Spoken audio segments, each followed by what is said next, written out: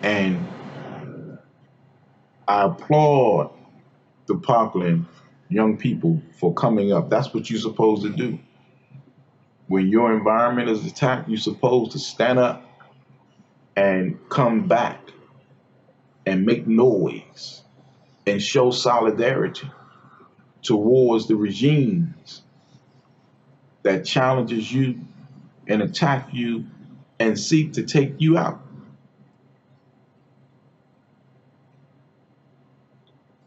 That's what you do. I applaud the young people. And this is what those of us who are in position in our thinking, this is what we have to do. When you see an injustice, you got to stand up and you got to speak on it and you got to deal with it. And for me, the injustice is black men, but my first and initial point of attack is the black man himself. And that's why, based on this book that we are dealing with today,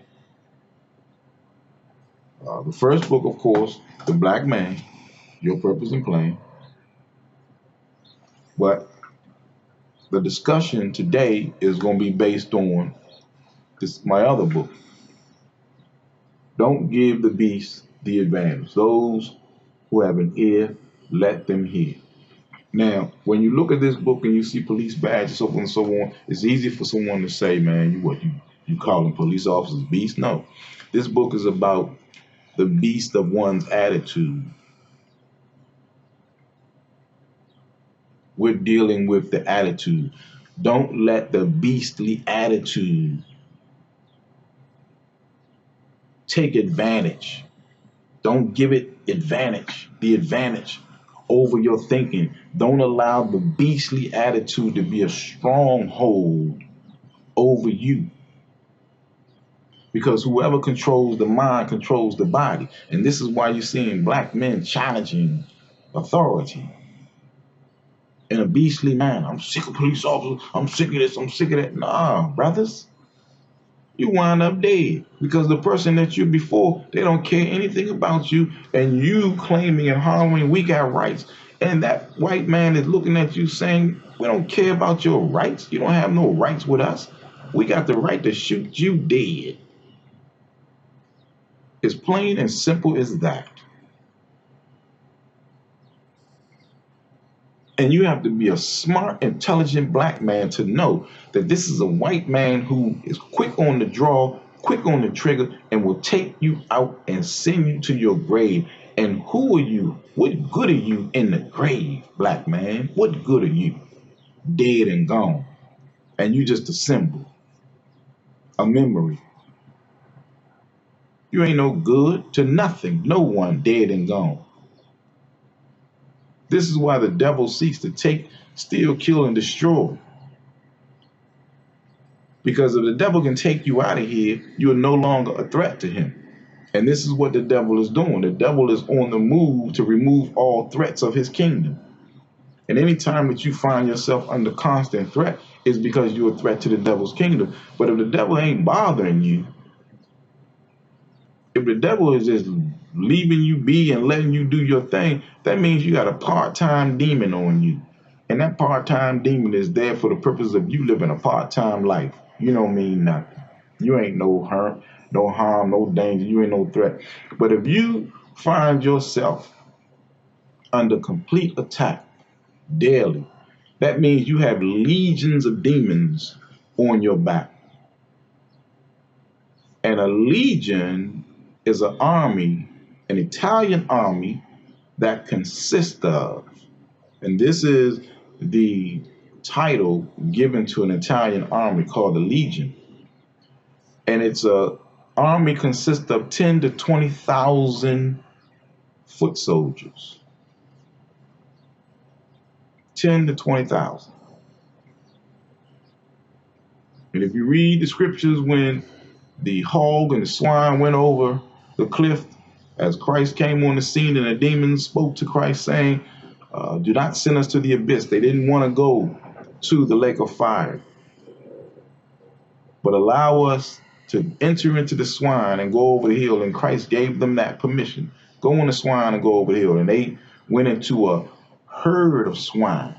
But the Bible says they denounced to Christ when Christ came to them, "Who are you?" And they said, "We are legions and we are many."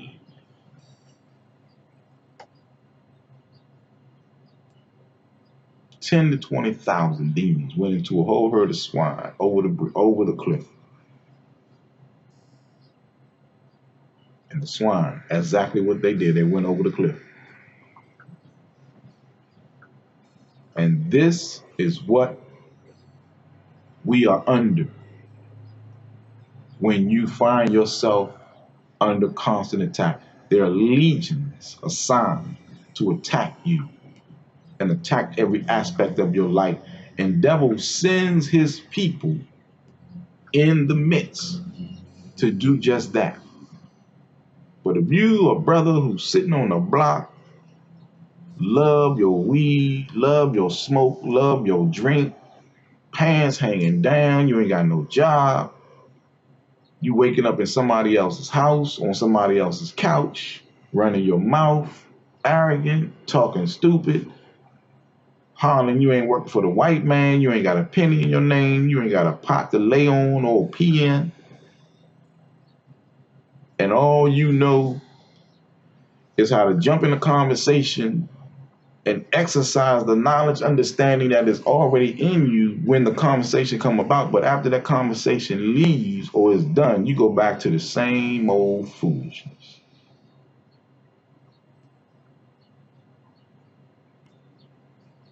You are one that the book of wisdom talks about. One of the book of wisdoms is Proverbs. And there are other books of wisdom that is out there. And one of the principles in the book that states a day of successful conversation is a day of business failure. All day long, this is what black men can do and do. Rap all day and talk about all kinds of black history and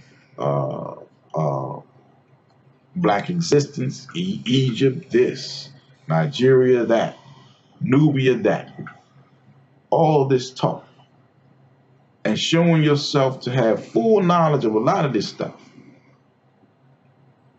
and become successful in completing a full day conversation. But in the completion of that full day of conversation, you ain't get nothing done. No parts of no business done. And everywhere I go in the community,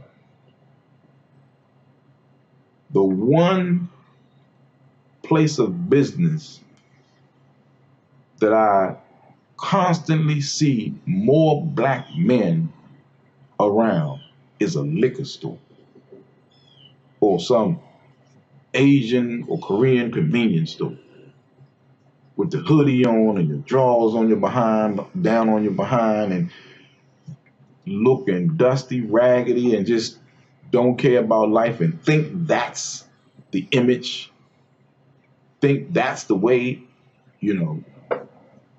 life is